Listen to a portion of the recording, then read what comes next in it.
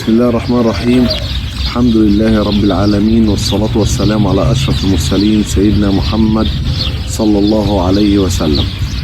النهاردة هنتكلم معاكم عن دورة الخرفان من بداية يوم لحد نهاية الدورة. الكلام ده كله للناس المبتدئة، والناس برضو اللي عندها خبرات تراجع معانا وكله هيستفاد مننا. أرجو منكم تدعمونا بلايك وشير على القناة عشان كل معلومة تصل لأي حد بيبحث عنها، واحنا بنتعب لحد ما نعمل لكم الحلقات ديت وبنعملها لوجه الله تعالى، فساعدونا على ذلك. النهاردة ان شاء الله هنتكلم معاكم عن دورة خرفان التسمين. اول يوم بتخش فيه الدورة ايه اللي بيتم معانا، التحصينات اللازمة في الدورة ايه اللي بيتم فيها، ايه هي التحصينات اللازمة، كل دي عناوين رئيسية هنتكلم فيها.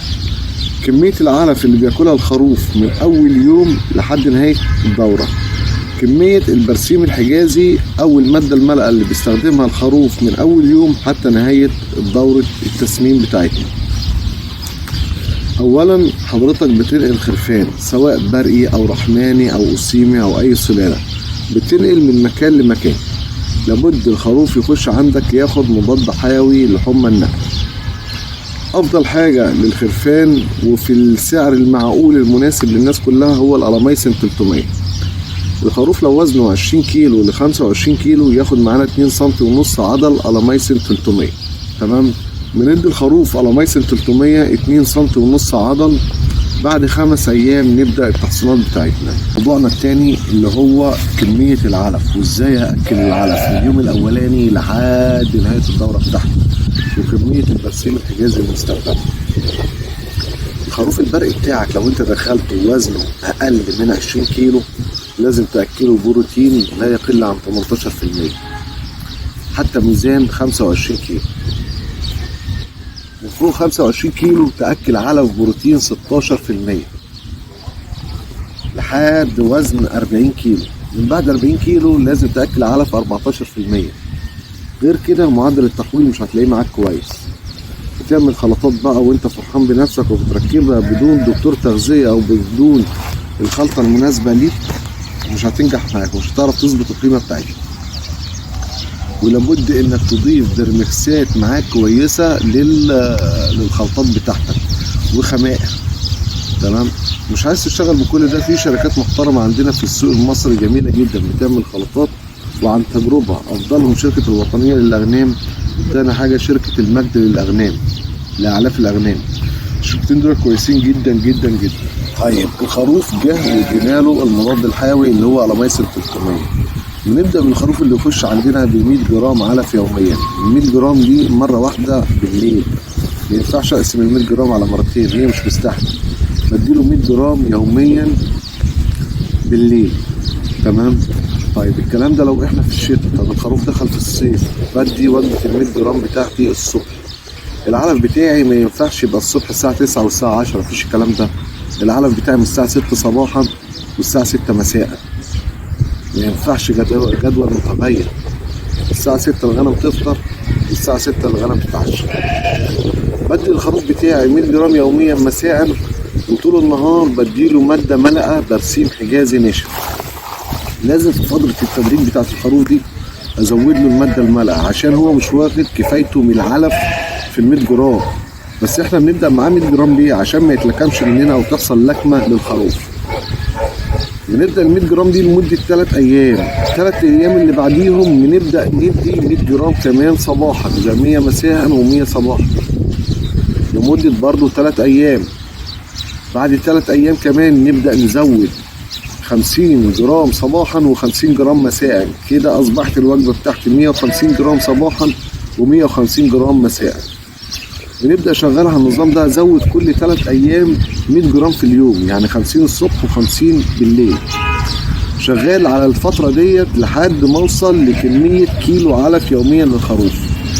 الخروف اول ما يبدأ معايا ياكل كيلو الا ربع ببدأ اقلل من البرسيم الحجازي عشان ياكل العلف بتاعي.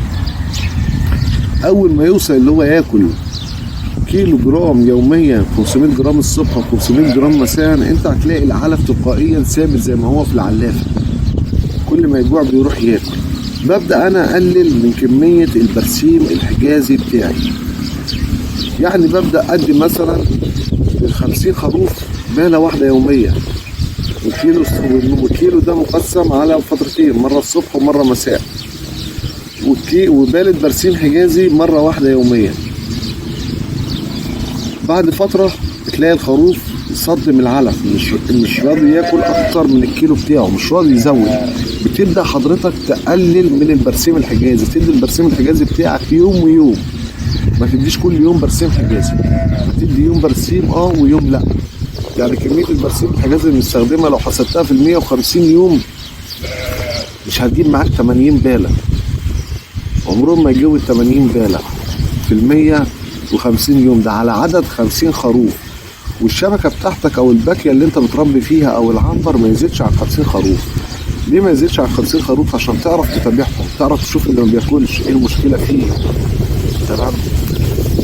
ببدأ شغال على كيلو علف لحد نهاية الدورة بتاعتي اللي هي 150 يوم، ما بزودش عن كيلو علف مع البرسيم الحجازي. بتدي معاك نتيجة حلوة وتحويل حلو. طيب تجرية الديدان بتاعتي، ببدأ تجرية الديدان بتاعتي من بعد ما بدرج الخروف ويوصل كيلو علف معايا. ما ادوش تجرية ديدان وهو لسه بياكل معايا 100 جرام و200 جرام و300 جرام و400 جرام، لا مفيش الكلام ده. اول ما يبدأ ياكل كيلو معايا 500 جرام صبح 500 جرام مساء، ابدأ اجرع تجرية الديدان بتاعتي. تجرية الديدان بتاعتي منقسمة لحاجتين اتنين، في حقن زي الدكتوماكس، وفي حقن وفي دواء شرب زي ليفا فلوك، كورا فلوك. الحاجات دي كويسة كلها يعني. تشوف الجرعة كلها قد ايه، وتقيم الخروف عندك وزنه قد ايه 25 30، وتشوف الجرعة بتاعت الدواء قد ايه، وتبدأ تديله جرعة الديدان بتاعتك. جرعة الديدان بتاعتك بتقررها بعد 21 يوم. في ناس بتشتغل بعد 14 يوم، وفي ناس بتشتغل بعد 21 يوم، والاتنين صح، ما يدروش معاك الموضوع وبيأدوا لنتيجة أفضل. بس الأفضل لينا اللي إحنا لازم نكرر تجرية الديدان بتاعتنا. كرر تجرية الديدان بتاعتك، أنت اللي مستفاد. تمام. ده بالنسبة للديدان المعوية. بستخدم أنا حاجة اسمها ديفونيكس 25، بديها برضو مع تجرية الديدان. يعني أنا بجرعه ديدان واديله حقنة 2 سم على ميزان 25 كيلو تحت الجلد، دي للديدان الكبدية. وفي ناس بتسميها حقنة الغش، ناس مربيين كتير مدينا مصطلح حقنة الغش، لكن هي اسمها العلمي لو هتروح تشتريها اسمها دوفيكس 25. اسمها تاني دوفيكس 25. الجرعة بتاعتها بميزان 25 كيلو 2 سم تحت الجلد. الجرعة ديت كويسة وبتساعد على التحويل معايا، وتنظف الكبد اللي هو المصنع التحويل بتاعنا. كل اسبوع بعمل حاجة في المية بتاعتي، بدي البرسيم الحجازي بتاعي والعلف بتاعي مع منع المية خالص. الخروف بيبقى عطشان ومتشوق للمية على الاخر. بحط خميرة في المية، ونركز في موضوع الخميرة دي. عايز تشتغل خميرة القوالب بتاعت الفرن العادي بتاعتنا مفيش اي مشكلة. على 50 لتر احط قلبين خميرة، احط معاهم كيلو عسل اسمر، ودوبهم وسيبهم في مكان ظل لمدة ساعة ساعة ونص، لحد ما الخميرة تبدأ فيها اللي هي تذوب كلها في المية ويحصل عملية التخمر. بعد كده تحطها للخرفان. الخرفان عشان عطشانة هتشرب فيها، الخرفان لو مش عطشانة مش هتشرب، هتقرف منها. فاحنا بنعطش الخروف عشان يخش على المية يشرب. الخميرة بتكتر البكتيريا النافعة في كرش الخروف.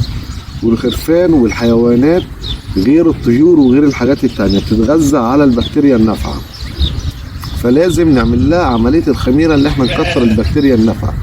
ويا ريت نعملها بعد تجريعة الديدان، عشان تجريعة الديدان ساعات التجريعة دي بتجيب كل اللي في المعدة، بكتيريا نافعة الديدان بكله بتصفي كل اللي في المعدة.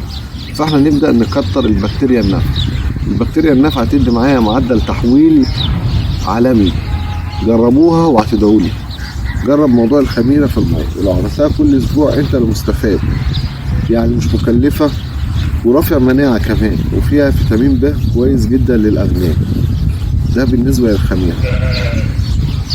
دورتنا كده بوصل لو انت مدخل خروف من 20 كيلو بعد 5 شهور هيطلع معاك ميزان 55 كيلو. ال5 شهور هيحول معانا 35 كيلو فيما فوق، يزيد معايا مثلا 2 كيلو او يثبت على 35. احنا عاملين الحسابات بتاعتنا على 35 كيلو اللي هو معدل تحويل 7 كيلو في الشهر، وميزان 20 انت جايبه كده حول معاك 55 كيلو. دي الدورة اللي بتبقى مربحة. ومعظم المربيين الفرقي غير الرحماني غير الوسيم ما تكترش خروفك عن 55 كيلو. 55 كيلو معدل تحويل حلو وخروف محترم، وما يزيدش عن كده عشان مش تحويله يقل. بعد 55 كيلو مش هيديك 7 كيلو في الشهر، هيديك 5 كيلو في الشهر، تمام. وهيبدأ ينطح في الخرفان التانية وتبدأ تظهر عندك مشاكل.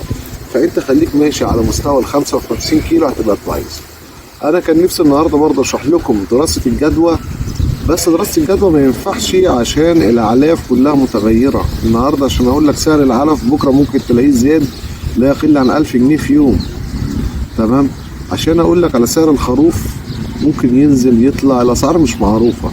فاحنا بنجتهد ونشرح لكم، لكن اللي انا اقدر اقول لك عليه انك تعمل حساباتك لل 50 خروف على 80 بارد دريس حجازي في الدورة بتاعتك، تعمل حسابك على 150 كيلو علف في الدورة بتاعتك، الأدوية والتحصينات كلها اللازمة للخروف تعمل حسابك على 150 جنيه للخروف.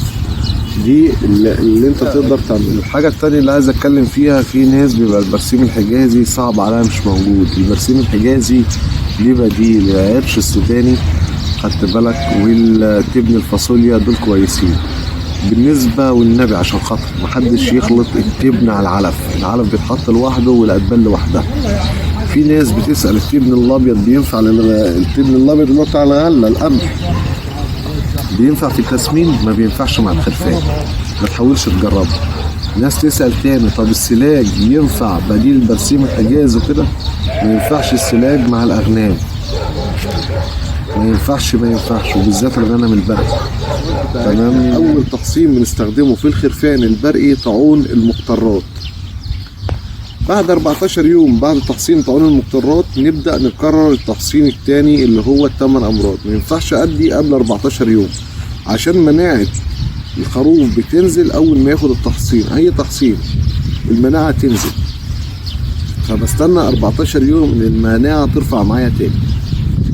ببدأ اديه تحصين 8 امراض. ال8 امراض عندنا 3 شركات احسن من بعض. انا بفضل تحصين الدينكباك، بعديه الكوفاكسين، بعديه البارباك. دول افضل 3 شركات موجودة في السوق المصري. افضلهم الدينكباك، بعديهم يليه الكوفاكسين 10، بعديه البارباك. ده اسمه تحصين اللي منتشر عندنا كله، التحصين الشعبي اللي هو ال8 امراض. ده التحصينين اللي احنا بنشتغل عليهم، طاعون مقطرات و8 امراض. التحصينات دي يا جماعة غير تحصينات الامهات. تحصينات الامهات بتبقى مشتركة معاها تحصينات تانية غير، بالاضافة الى الاتنين دولت. يعني مضاف معاها حمى قلعية، مضاف معاها الجدري السليم، خدت بالكم. لكن الجدري والحمى القلعية انا ما بشتغلش فيهم بالخرفان. الخرفان دورة صغيرة معايا مدتها 5 شهور، فبندخل الخروف من عمر يوم لحد 150 يوم اللي هو 5 شهور. ده جدول التحصينات اتكلمنا عليه. في حاجات تانية في الأدوية لازم تبقى موجودة عندك في المزرعة باستمرار، ما تقطعش عندك في المزرعة، زي الألاميسين 300، زي خافض حرارة ديفلو 5، زي جهاز قياس درجة حرارة ديجيتال. طبعا حضرتك بتبدأ تحط العلف بتاعك صباحا ومساء في العلفات بتاعتك. أي خروف ما بيروحش على العلف يبقى الخروف ده فيه مشكلة. ألف ب أو أول خطوة بعملها أجري أقيس له درجة الحرارة. درجة الحرارة بتاعته فوق ال 38 عمره ما ياكل، ده فيه مشكلة، درجة حرارته مرتفعة. بنبدأ معاه نديله خطوة خافض الحرارة. أنا بشتغل خافض حرارة ديكلو 5. ليه ديكلو 5؟ عشان ديكلو 5 فيه نسبة مضاد التهابات معاه. اي اسئله تانية بقى تظهر عندكم ابعتوها لنا في التعليقات، وان شاء الله ربنا يقدرنا ونرد عليها برضو ونشرحها لحضراتكم. كان معكم مرسي محمود. التواصل معايا يا ريت تليفونيا او واتس، هينزل لكم الرقم على القناه. ودعمونا بلايك والدعم واي حاجه هتحتاجوا.